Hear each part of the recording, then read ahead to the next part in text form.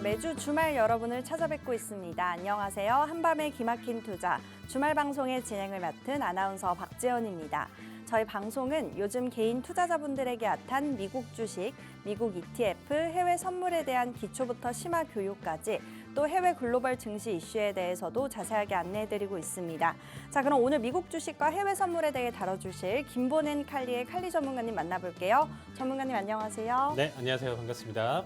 네, 이번 주 미증시는 이 무디스의 신용등급 강등 여파 속에서 미국채 금리가 급등 양상을 보여줬는데요. 전문가님과 돌아오는 주 투자 전략 세워보도록 하겠습니다. 전문가님 이번 주 어떤 내용들로 준비해 주셨나요? 네, 이번 주 과연 이 무디스에 대한 내용 자체를 어떻게 해석해야 되고 앞으로의 투자 전략 우리가 지금 가져갈 수 있는 종목들 이런 부분들로 일단 주요로 일단 좀 가져왔고요. 자, 일단 이번 한 주 내용 자체 우리 살펴보면서 이번 주 어땠는지 한번 좀 같이 바라보도록 하겠습니다.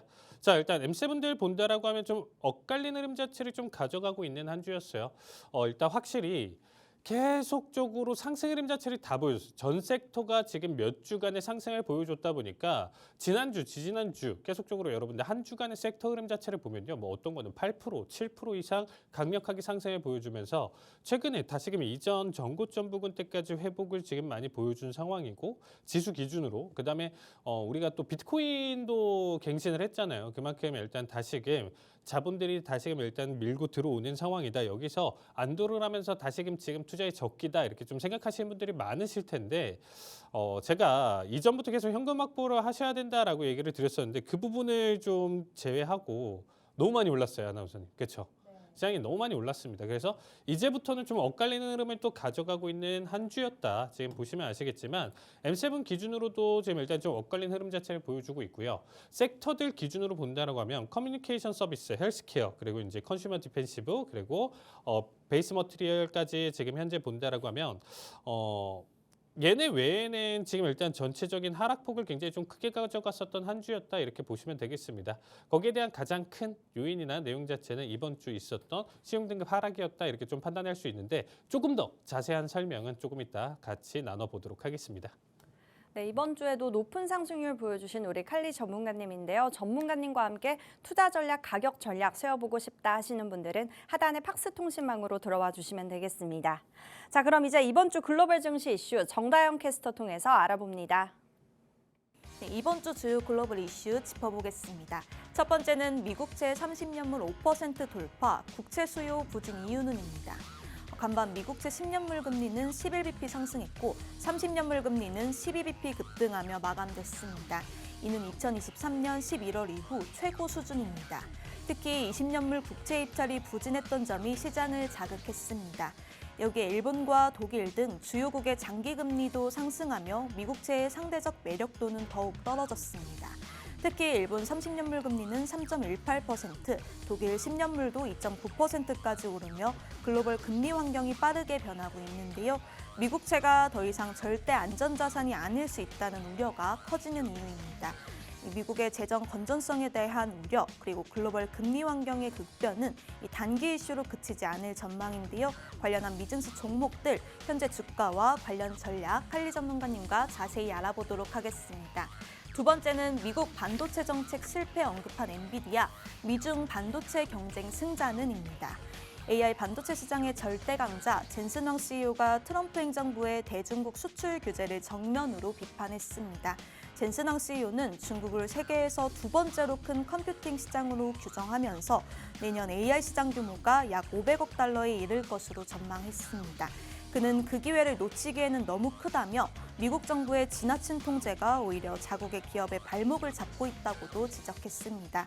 그는 특히 수출 규제가 중국의 기술 자립과 혁신을 부추기고 있다고도 경고했습니다. 우리가 물러서면 경쟁자인 화웨이가 그 자리를 빠르게 채울 것이라며 이 기술 리더십을 유지하기 위해 미국이 오히려 AI 확산 속도를 높여야 한다고 강조했습니다.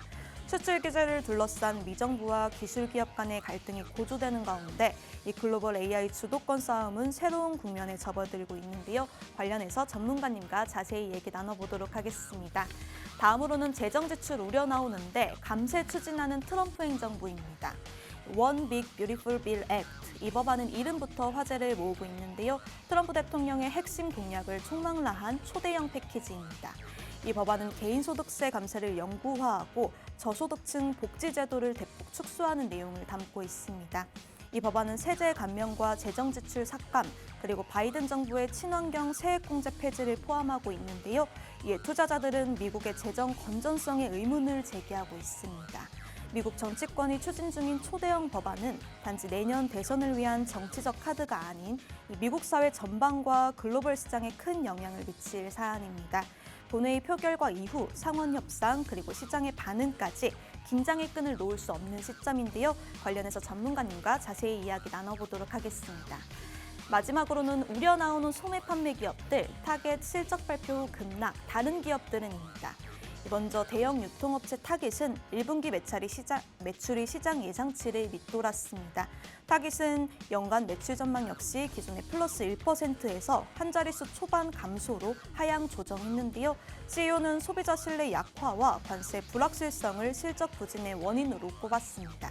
반면 미국 최대 건축자재 유통업체인 홈디포는 이 실적 발표에서 상대적으로 안정적인 흐름을 보였습니다. 매출도 시장 기대치를 소폭 웃돌았는데요. 이 주목할 점은 관세 정책에도 불구하고 가격 인상 없이 현재 가격을 유지하겠다는 입장입니다. 마지막으로 사이버 보안 전문기업 팔로알토는 1분기 실적에서 매출과 이익 모두 시장 기대를 상회했지만 이 매출 총이익률이 예상에 미치지 못해서 일부 우려를 자아냈습니다. 팔로알토는 자본 지출 예상을 하회하며 이 비용 관리 면에서는 긍정적인 평가를 받고 있습니다. 2분기 실적 가이던스도 시장 기대를 웃도는 수준으로 제시되면서 이 보안 수요의 꾸준한 증가세를 반영하고 있습니다.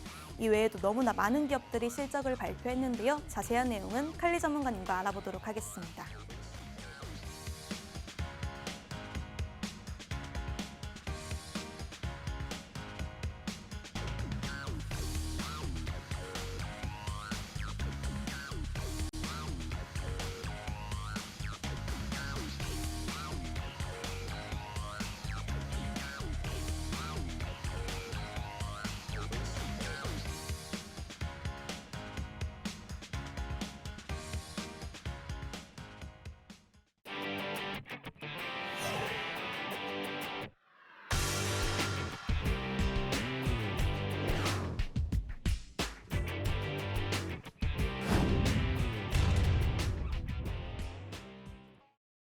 네, 이번 주 글로벌 증시 이슈 첫 번째 질문부터 보면요.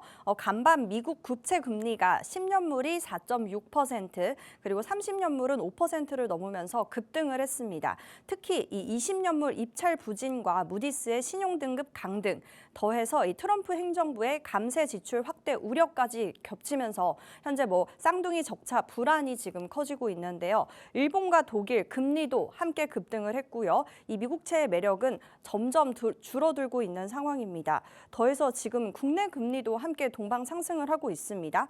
이 국채 금리가 상승하면 당연히 주식시장에 하방 압력으로 작용을 할 것으로 보이는데요. 전문가님, 이번 주 증시 혹시 어떻게 보실까요? 네, 이제 제가 이전부터 켄 그리핀이 계속적으로 좀 얘기했었던 시타대 전 CEO였었던 켄 그리핀이 얘기했었던 것처럼 이제 미국의 브랜드 가치가 하락하는 게 이제 계속적으로 표면적으로 보여준다, 이렇게 보시면 될 것 같습니다.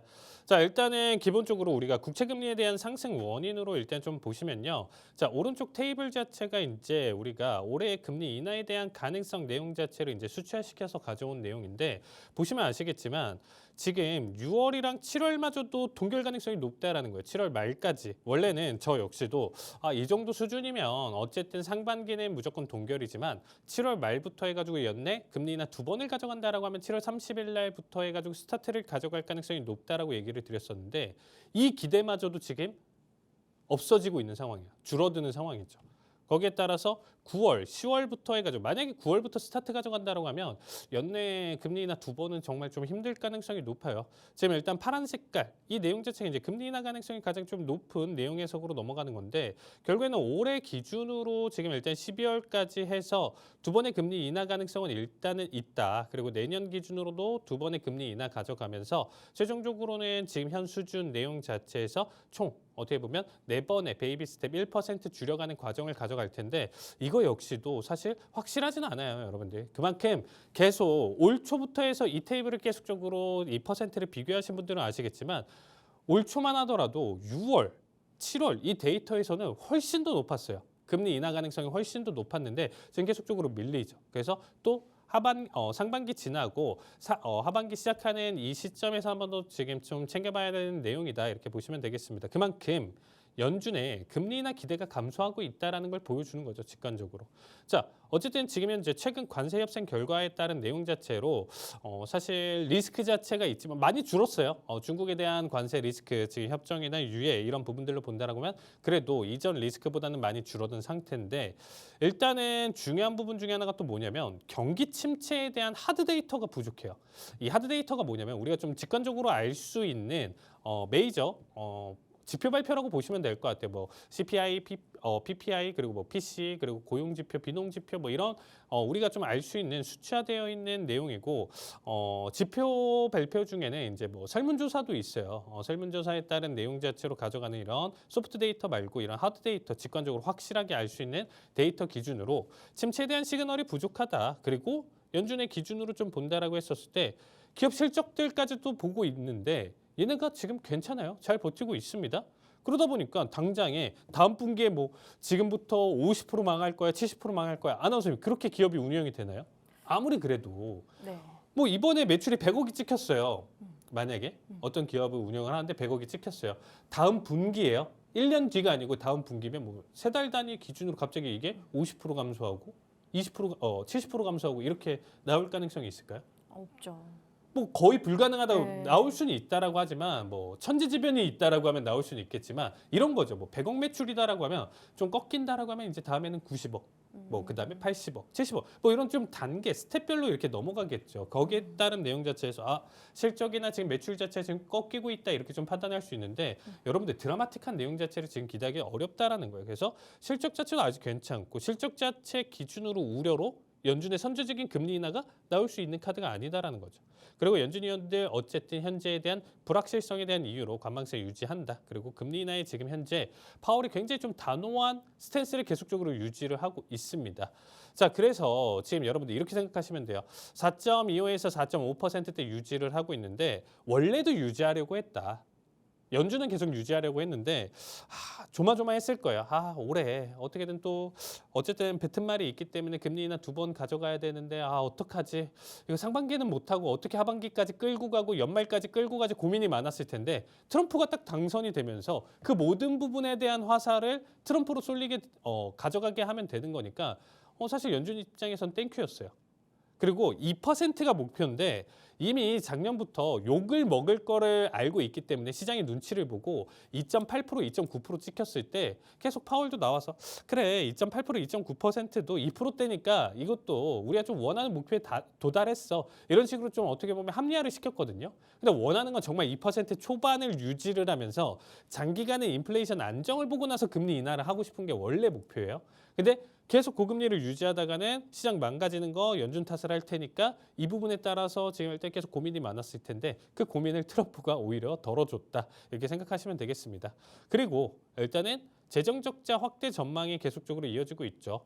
감세에 대한 내용 자체 가져가면서 오히려 지금 세수를 더 걷어들이면서 어떻게든 이 재정 적자에 대한 내용 자체를 줄여가야 되는 과정이고 올 초부터 그렇게까지 관세 전쟁 가져가고 상호 관세를 얘기했었던 트럼프 입에서 사실상 관세 세수를 더 걷어들여서 이 재정 적자 확대를 줄이겠다라고 했었는데 이것도 줄여놓고 본인들은 더 감세를 하고 이렇게 가져가면 뭔가요? 오히려 부채가 더 늘어나는 상황으로 가져갈 거고 그렇게 됐었을 때는 또 최종적으로 국채를 더 많이 발행을 하겠죠. 그냥 지금 우리 디폴트 안 나고 우리 망하면 어차피 전 세계 망해. 이 생각으로 지금 좀 넘어가는 것 같아요. 그래서 이번에 무디스가 이 내용 자체를 보고 역시나 신용등급 강등을 가져갔었던 결과였다 이렇게 보시면 되겠습니다. 당연한 결과였어요. 그리고 글로벌 국채 수요 둔화까지도 최근에 이제 국채 금리 상승 원인으로 보시면 될 것 같은데 사실 이런 거죠. 그러니까 이 채권에 투자를 한다라는 것 자체는 그 나라의 돈을 빌려주고 내 원금을 빌려주고 이자를 받는 내용이에요. 만기까지 이자를 따박따박 받는 행위인데 사실 미국만 높고 나머지 국가가 저금리로 유지가 된다라고 하면 당연히 투자처로 메리트가 있겠죠. 근데 나머지 국가들도 지금 오른쪽 보시면 아시겠지만 미국뿐만 아니라 지금 일본, 유럽 할 것 없이 다 올라가고 있어요. 그러면 엔캐리 트레이드에 대한 내용 자체 기준으로 본다라고 하면 일본은 점점점 미국의 투자 자체를 줄이고 거기에 따라서 역전이 된다라고 하면 정말 엔캐리 청산 자금들이 훨씬 더 늘어날 수 있는 상황으로 바뀐다라는 거죠.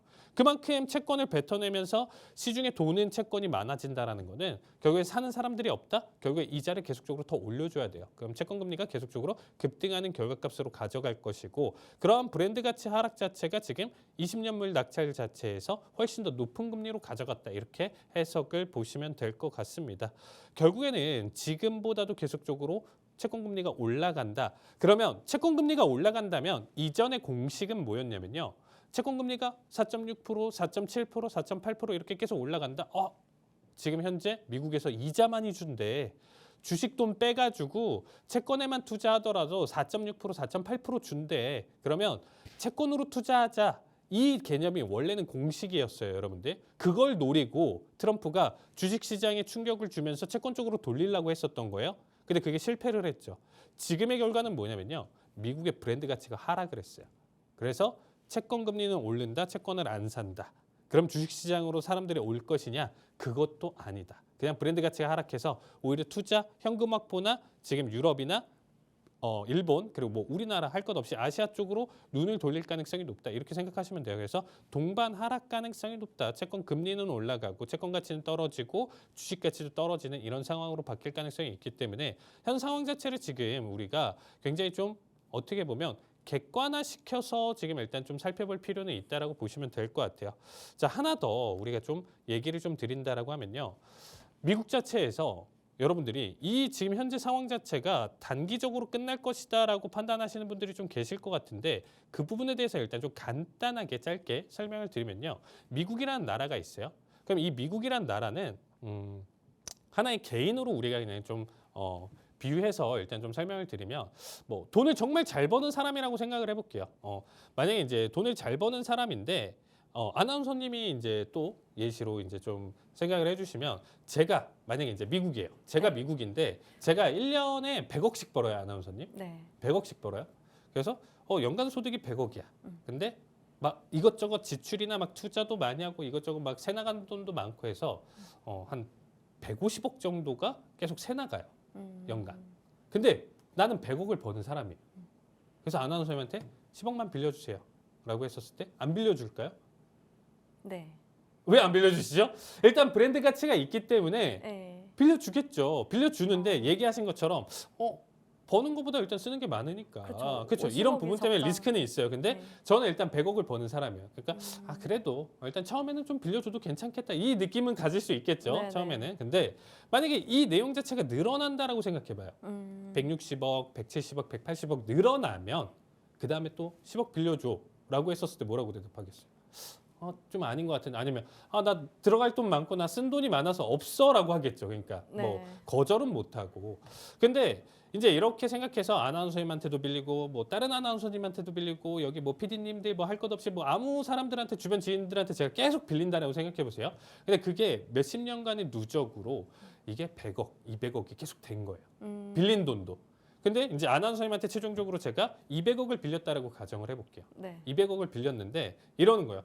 200을 빌렸으니까 거기에 합당하는 이자를 주겠죠. 뭐 네. 연간 5억이 됐든 10억이 됐든 뭐 어떤 연간 이자를 드릴 텐데 내가 빌린 사람이 한둘이 아니야.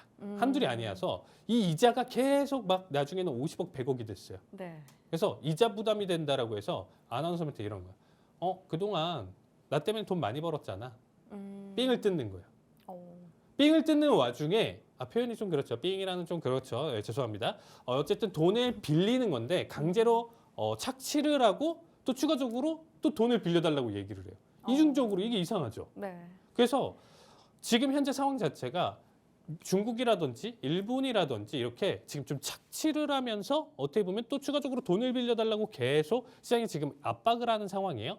그러면 이 국가들은 뭐냐면 너무 천문학적인 금액을 빌려줘서 200억을 아나운서님 빌려줘서 이런 거죠. 지금 돈 더 안 빌려줄 거야? 그럼 나 파산할 거야. 너 원금 못 받아. 이렇게 협박을 해요. 그 입장에서 아나운서 입장에서 울며 겨자 먹기로 일부 조금은 더 빌려주는데 진작에 원금 회수할 걸. 일부라도 절반이라도 회수할 걸. 아니 70%라도 할 걸. 이런 생각이 들잖아요. 네. 그럼 그 외적으로 뭐 1,000만 원을 빌려준 사람, 뭐 10억을 빌려준 사람, 1억을 빌려준 사람들도 이런 생각을 하겠죠. 이 모습을 보고 제가 막 강탈을 하는 거 아니에요, 지금. 그렇죠? 제일 많이 빌려준 사람한테. 그러면 나머지 사람들도 어떤 생각이 드냐면 이거 돈 크게 빌려줬다가는 그냥 나 파산할 거야 이런 식으로 나와버리면 이거 원금 회수가 안 되잖아요. 이거 이자가 문제가 아니고 이거 원금이 리스크가 생길 수도 있겠네 라고 판단하겠죠. 네. 장기적으로 본다라고 하면 지금 그런 리스크가 있는 상황에서 각 국가들의 지금 중앙은행들이 어떤 선택을 할까요, 여러분들? 채권을 안 사기 시작한다라는 거죠. 이미 산 건 많아. 이거 안 던질게 시장에. 대신에 추가적으로 발행하는 채권은 너네 좀 리스크 생겨서 우리 그냥 좀 핑계대고 안 사고 싶어. 이게 속마음이에요. 그래서 지금 현재 결과 이 부분은 이전에도 제가 약간 비슷하게 썰을 좀 풀어드렸는데 앞으로 브랜드 가치가 하락하고 채권에 대한 브랜드 내용 자체가 하락을 하다 보니까 앞으로 각 국가들의 지금 중앙은행들이 사기 싫어진다는 거예요. 미국 채권을.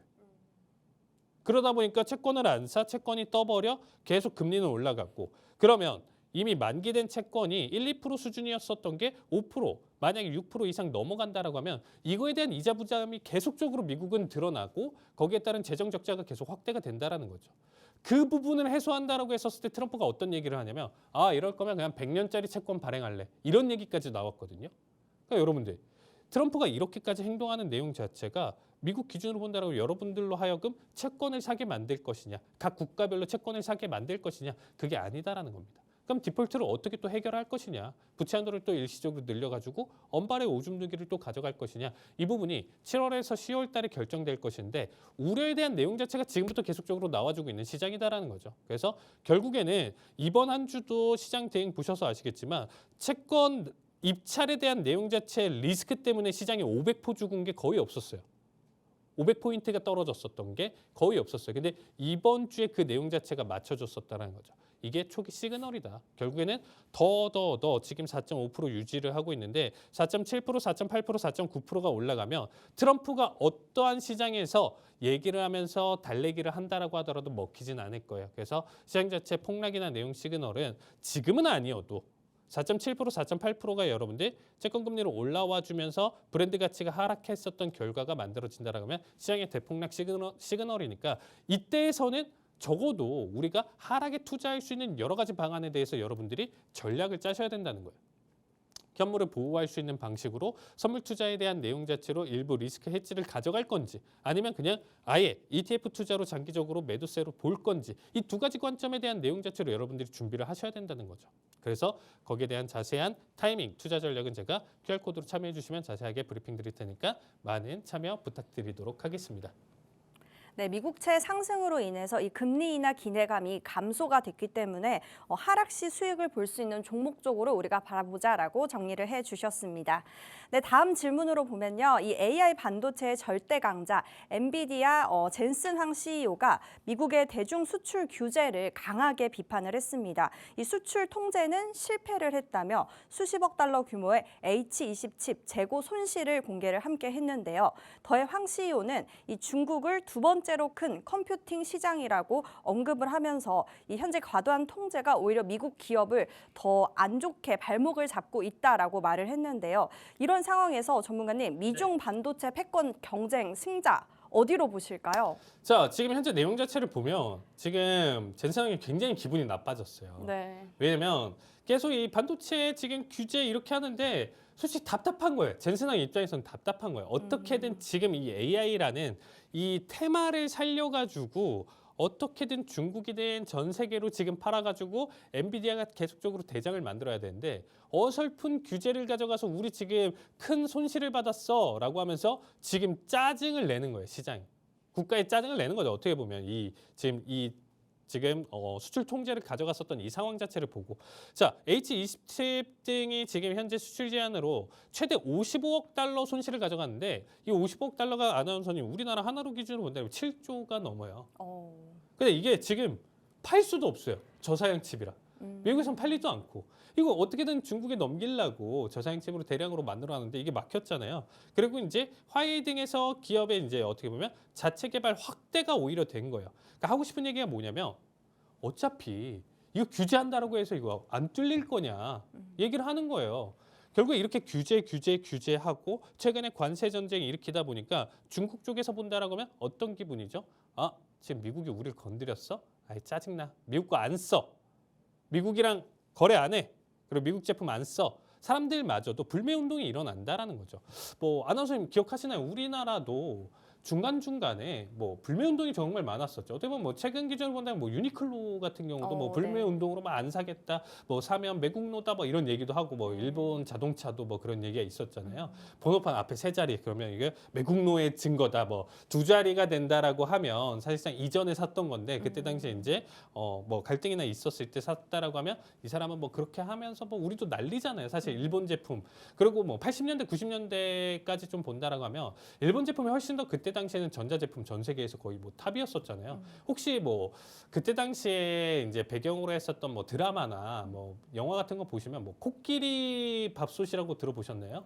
그때 당시에는 우리나라 밥솥 기술이 더 네. 떨어져가지고 사실 일본에서 밥솥을 사왔었던 게 유행이었어요. 그때 당시에는. 그래서 뭐 코끼리 밥솥이다 해가지고 사람들이 하나씩 들고 오는데 이제 와서는 우리 자국이 훨씬 더 뭐 쿠쿠나 뭐 쿠첸 뭐 이런 게 훨씬 더 브랜드 가치가 훨씬 더 높잖아요. 네. 그러니까 과거에는 그랬었는데 지금 와서 보니까 이거를 훨씬 더 뛰어넘는 기술로 우리가 발전을 했잖아요. 그 발전된 가장 원동력은 뭐였냐면 불매예요, 여러분들.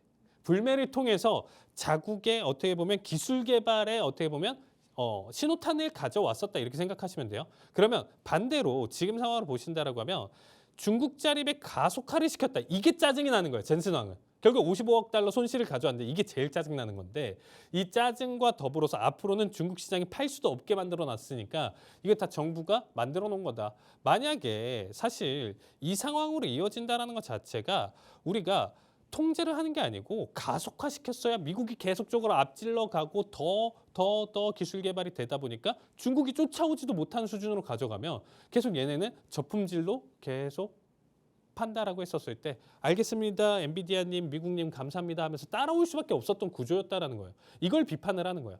근데 그 비판의 가장 맹목적인 거는 7조 손실을 가져왔다. 그래서 여러분들 이것 때문에 지금 젠슨왕이 짜증났다. 그래서 이제는 앞으로 짜증이 내서 이런 얘기를 하죠. 성능 더 낮춘 H27 같은 거 이제 판매 안 해. 더 낮추면 이제 시장성 자체 사라져. 이런 얘기를 한 거예요. 결국에는 이 재고 처리가 안 되니까 열받아서 계속적으로 이 얘기를 가져왔다. 이렇게 보시면 되겠습니다. 그러니까 앞으로의 우리가 미래를 그린다라고 하면 중국 기준으로도 사실상 정말 젠슨왕 얘기대로 통제를 가지 않고 가속화를 시켰다라고 하면 중국에서도 계속 기술 개발 따라가는 건데 기술 개발을 한다는 것 자체가 천문학적인 비용이 들거든요. 그 리스크를 감당할 수 없기 때문에 사실상 중국이 쫓아올 수 없는 건데 이렇게 해버린다라고 하면 자국 내 투자나 내용 자체도 지금 국가 단위 기준으로 해준다라고 하면 화웨이가 계속적으로 성장할 수밖에 없는 원동력이 된 상황이에요. 그래서 제 기준으로 본다라고 했을 때 이미 통제는 실패했고 자국 기준으로 우리가 쿠쿠나 쿠첸을 개발했었던 것처럼 이렇게 넘어간다라고 했었을 때 나중에 레벨이나 이런 부분들 자체가 계속적으로 기술 따라오면서 더 이상 엔비디아에 대한 어떻게 보면 무조건 엔비디아예요라는 사상이나 내용 자체가 없어질 가능성이 높다라는 거죠. 그래서 그 부분을 비판을 하면서 향후 탄력이나 내용 자체로 본다라면 엔비디아 주가에서는 사실상 그렇게까지 긍정적이지는 않다 이렇게 평가를 드리도록 하겠습니다. 그래서 앞으로의 주가나 내용 자체를 조금 더 본다라고 했었을 때 저는 비관적으로 보고 이제는 앞으로 현재 주가 기준으로 본다라면 위로는 5%, 많게는 10%고요. 하락 기준으로 본다면 50%에서 70%까지 폭락 가능성이 있다 이렇게 정리 드리도록 하겠습니다. 네, 현재 엔비디아의 주가는 조금 더 하방 압력이 열려 있기 때문에 우리가 조금 보수적으로 바라보자라고 정리를 해주셨습니다. 네, 세 번째 질문 보면요. One Big Beautiful Bill Act, 이름만큼이나 파격적인 이 트럼프 초대형 법안이 하원 본회의 표결을 앞두고 있습니다. 소득세 감세, 복지 축소, 그리고 친환경 정책 폐지까지 담긴 이 법안은 현재 뭐 재정적 부담과 또 정치적 논란을 동시에 안고 있는데요. 이 국가 신용등급 강등 이후에 미국채 시장이 또다시 충격이 올 수 있다. 이런 이야기들도 지금 돌고 있습니다. 전문가는 이 법안이 실제 우리 주식시장에 호재로 적용이 될까요? 아니면 악재로 될까요? 부분적으로는 이제 이 감세안에 따른 내용 자체에서 이제 혜택을 받는 섹터가 존재를 하겠죠. 근데 전체적인 큰 그림으로 본다라고 하면 사실 재정 악화로 계속적으로 넘어가는 상황으로 바뀌거든요. 결국에는 그거를 충당을 해야 되는데 이거죠. 아나운서님. 지금 미국도 쓰는 돈이 더 많은 상황이에요. 아까 제가 비교했었던 것처럼 100억 버는데 150억 쓰는 개념인 거잖아요. 지금. 네. 근데 이 150억 쓰는 게 10년 뒤에는 200억으로 늘린대요. 이 지금 현재 감세 때문에 추가적으로 한 10% 정도 총 부채 비중 자체가 더 늘어날 수밖에 없대요. 그러면 도대체 이 천문학적인 부채는 이자 감당도 힘든 상황인데 그럼 도대체 뭘로 메꿀 것이냐라고 했었을 때 최근에 했었던 게 DOG 정부 효율부 뭐 일론 머스크 앞세워가지고 가져왔었는데 아나님 그때 어마무시한 지금 공무원들을 해고를 했었거든요. 네. 필요 없는 부서 뭐 잘라버리고 필요 없는 인원 잘라버리고 막 일론 머스크가 그냥 막 무차별적으로 해고를 했었잖아요. 네. 그렇게 해서 DOG로 이제 많이 어떻게 보면 효율을 가져왔어. 우리 지금 전체적으로 총 쓰는 규모에서 조금 줄여놨어라고 했는데 그 규모가 어느 정도 되냐면요. 아나운서님이 만약에 이제 한 달에 200만 원 지출을 해요. 네. 200만 원 지출을 하는데 4만 원 정도 절약한 거예요. 어, 많이 절약했나요? 아니요. 그래서 200만 원 지출이 196만 원이 됐어요. 그렇게 난리를 쳐놓고 이거예요. 사실 의미가 많이 없죠. 근데 추가적으로 감세를 한다는 거는 세금을 줄인다라는 거죠. 그만큼 국가 단위로 기준으로 벌어들이는 돈 자체가 적어지는 건데 뭐 고령자 추가 그리고 TV랑 초과 근무 수당 비과세로 가져가고 2017년 세금 감면 영구화 시킨다. 지금 내용 자체 자녀 세액 공제 확대를 가져가고 있고 상속세 면제 환도 확대까지도 지금 가져간대요.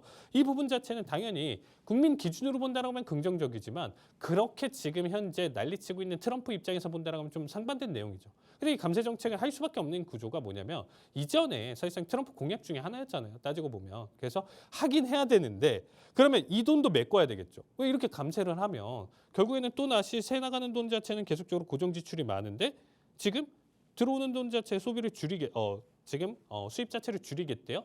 그러면 뭐라도 줄이던가 크게 줄이던가 또 다른 걸로는 크게 줄이던가 아니면 더 많은 수입을 가져가기 위해서 또 다른 걸 건드려야 되겠죠. 그러면 여러분들 생각해 보세요.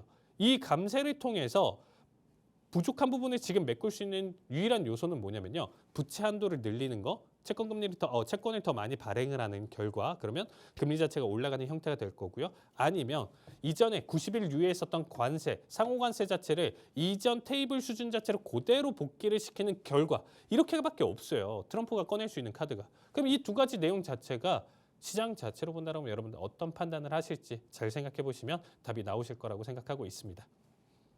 네, 이 감세 정책에 따른 전체 M7 기업들 위주로 지금 하방 압력이 열려 있기 때문에 우리가 조금 보수적으로 현금 비중 확대를 늘리자라고 정리를 해주셨습니다. 네, 마지막 질문 보면요. 대형 유통업체 타깃은 이 1분기 매출이 238억 5천만 달러 그리고 조정 EPS는 1.30달러로 모두 예상치를 밑돌았습니다. 또 연간 매출 전망도 이 한 자릿수 초반 감소로 하향 조정을 했고요. 또 반면 홈디포는 매출이 예상치를 소폭 상회를 했고 연간 매출 성장률은 2.8%를 제시하면서 이 안정적인 흐름을 보였습니다. 또 팔로알토 보면요. 매출이 22억 9천만 달러, EPS는 0.80달러로 기대치를 웃돌았지만 이 매출 총 이익률은 다소 아쉬웠습니다. 전문가님 이번 주 있었던 실적 기업들의 주가 분석 좀 부탁드려요. 네, 일단 타깃 실적 내용 자체 자세한 부분은 조금 생략하고요. 네. 시간 때문에 좀 생략하고 자 일단은 주요 내용 자체를 한번 좀 보도록 하겠습니다. 경제 멘트 소비자 신뢰 하락이랑 지금 소비 패턴이 좀 변화를 했다. 신뢰도 지금 5개월 연속 하락을 또 보여주고 있고 팬데믹 이후 고물가 속 소비자 신중함이 지금 굉장히 좀 증가한 형태다라고 얘기를 했고 관세에 대한 불확실성과 공급망 전략까지도 지금 같이 얘기를 하고 있습니다.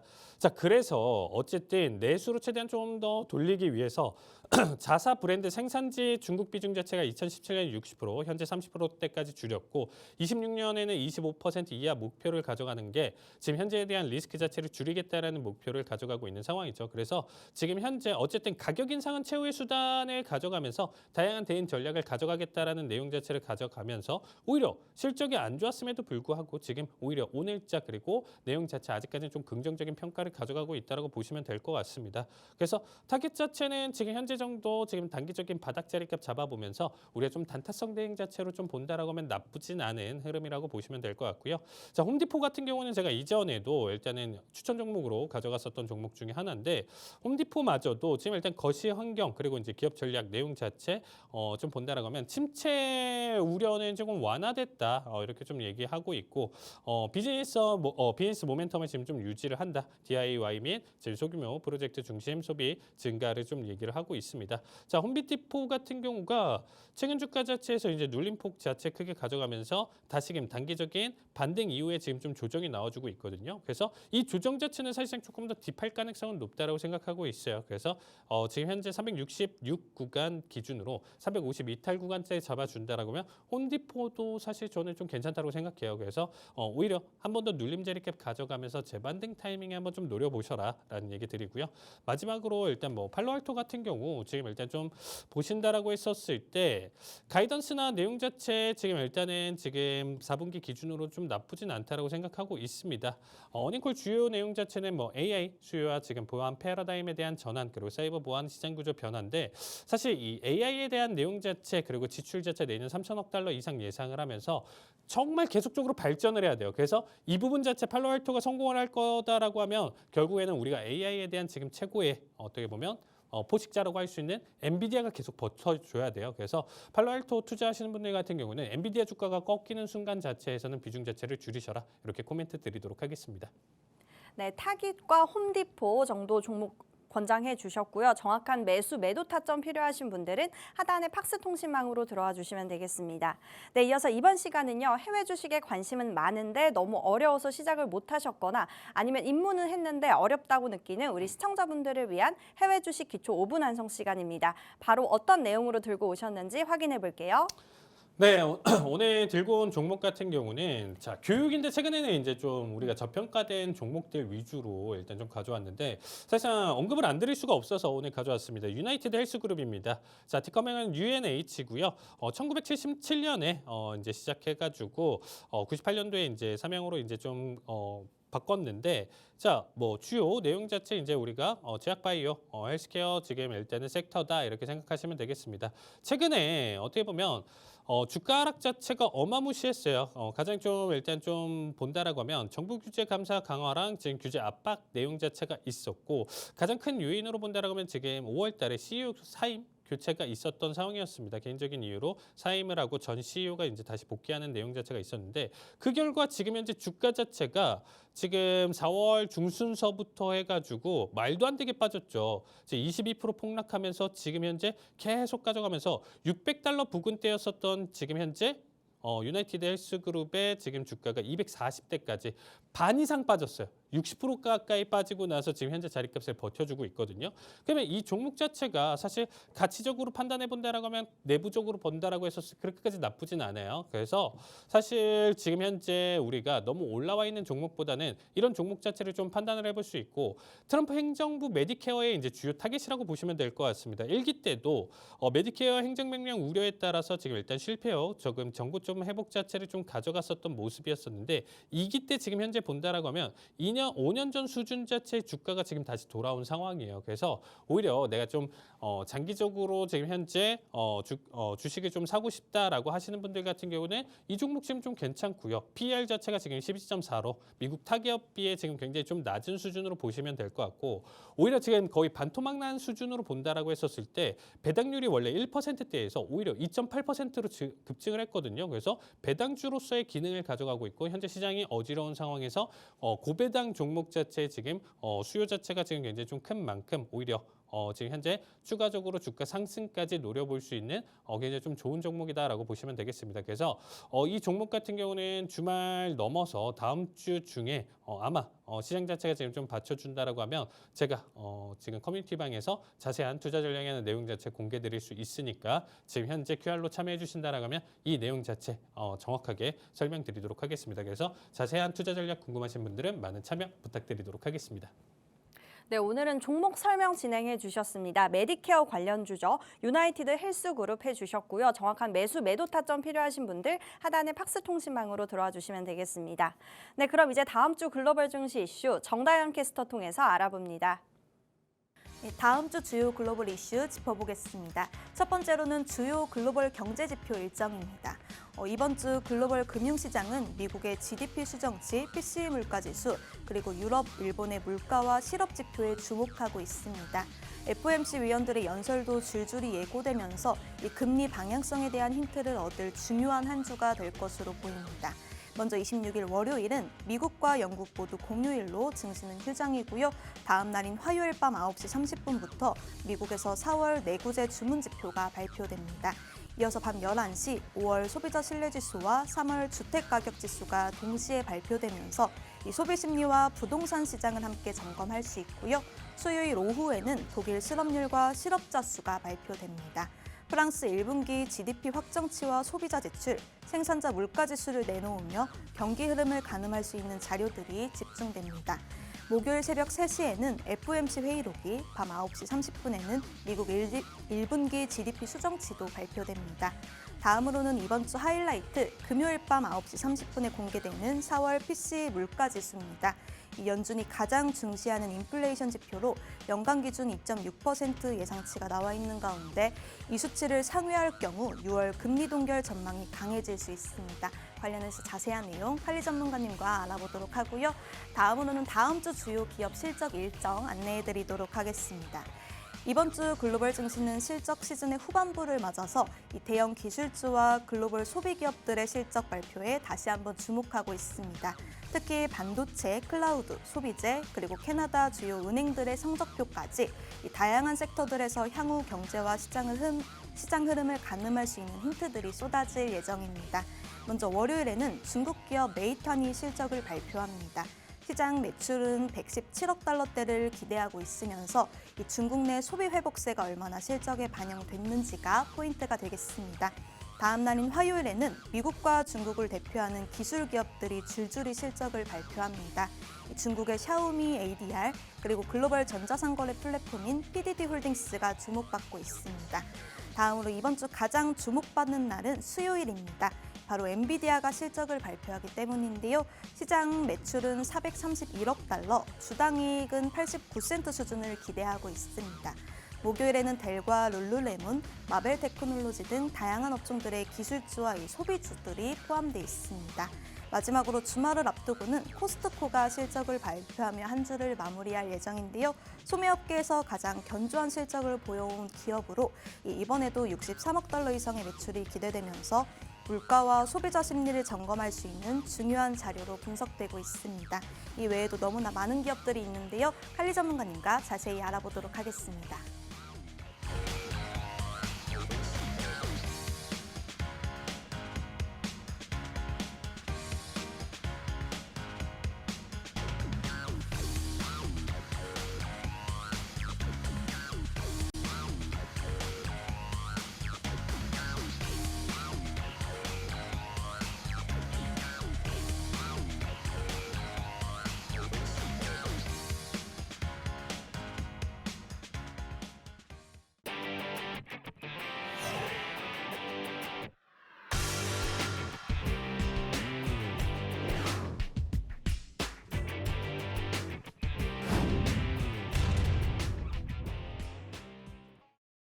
네, 다음 주 증시 이슈 보면요. 다음 주에 지표에 더해 실적 발표도 주목도가 상당히 높은데요. 엔비디아와 델, 룰루레몬 등 이 대형 기술주와 소비 기업들의 실적 발표를 앞두고 있습니다. 특히 엔비디아는 이 매출이 431억 달러, EPS는 0.89달러가 기대가 되며 이 AI 수요와 또 수출 규제 영향을 동시에 가늠할 수 있는 분기 실적이 나옵니다. 전문가님, 지금 우리 지수 흐름을 바꿀 만한 혹시 기업, 주목하고 있는 기업 있으실까요? 사실상 이제 뭐 전체적으로 다 중요한데 당연히 이 생태계의 최상의 포식자인 엔비디아를 언급을 안 드릴 수가 없겠죠. 우리가 M7에서 지금 어떻게 보면 지금 오히려 대장 역할을 하고 있는 엔비디아에 대해서 일단 좀 분석을 드리도록 하겠습니다. 자, 일단은 엔비디아 같은 경우가 최근에 다시금 이전 고점 수준까지 많이 회복을 했어요. 그래서 뭐 최고점에 대한 지금 돌파나 추세 자체는 안 나와주지만 그래도 트럼프 관세 리스크에 대한 내용 자체 접어두고 무려 85달러였었던 게 130달러 140달러대까지 올라왔거든요. 그럼 얘에 대한 지금 상승이나 내용 자체는 어디까지일 것이냐라고 했었을 때 140달러대까지는 올라갈 수 있어요.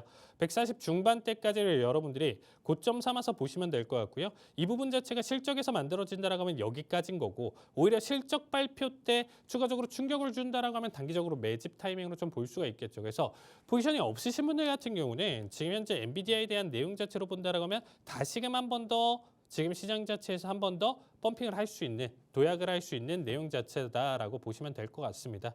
지수 역시도 제가 한 번 더 고점을 그리고 나서 하락할 가능성이 높다. 지난주에도 이렇게 좀 설명드렸었던 것 같습니다. 그래서 엔비디아 지금 현재 내용 자체가 앞으로의 관련 AI 반도체 섹터를 계속적으로 끌고 갈 것이다가 아니에요.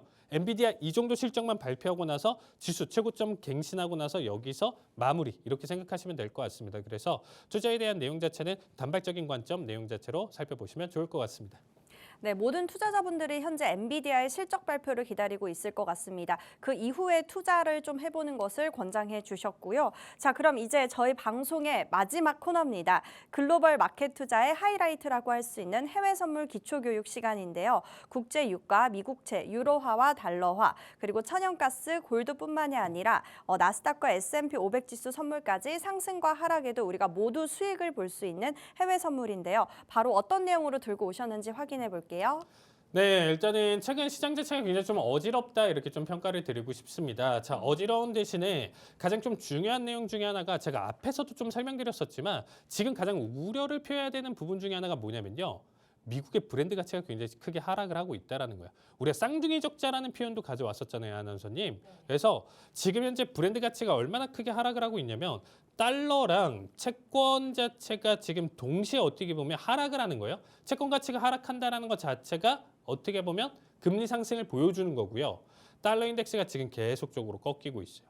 이 부분 자체가 지금 굉장히 리스크가 큰데 동시에 이렇게까지 떨어진다라고 하면 안전자산에 대한 투자 내용 자체가 어디로 쏠릴 가능성이 있다? 다시금 골드 혹은 디지털 금인 비트코인으로 쏠릴 가능성이 있겠죠.